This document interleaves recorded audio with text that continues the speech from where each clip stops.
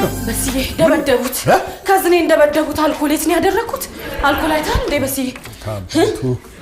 አጋው ነው ሰጠውት አንቺማ የድፍረትሽ ድፍረት ምን ያመጣል ብለሽ ቤቴ ድረስ ልከሽው ነበር ተቀጣው ፍንጫውን ታባቱ በስዬ ናና አፋልገኝ እንጂ ምንድነው ታጉረመርመው ለፊልሽ ነው የሚተርፍ አይመስለኝም እንዳይሞት እንዳይሽር አድርጌ ነው ወቀጥኩት በላንት ናንት የት እና ባየ ቤት ነው ለምን እየነገርኩ ካዝኔ በሰው ተደበደበ ከባሰበት ሆስፒታል እንወስደዋለን በዛው ፖሊስ ጣቢያ እናመለክታለን ጎሽ ቆይ ካዝንሽ እና አባትሽ ቤት ምን ይሰራል ካዝኔ ያጎቴ ልጅ ስለሆነ ነው ምን ሆኗል ይሄ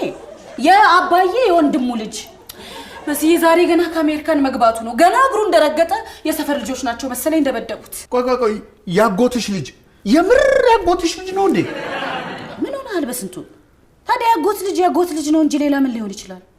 ማን ነው ስሙ ማይክ እሱ አይደለም መኳንንት እሱ እኛ ነን ማይክ የምንለው እሱማ ስሙ መኳንንት ነው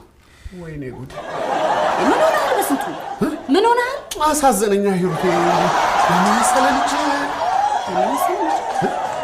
ታውቀዋለህ እንዴ አንተ የታውቀዋለህ ሂሩቴ እኔ ከነ መፈጠሩ ማላውቁ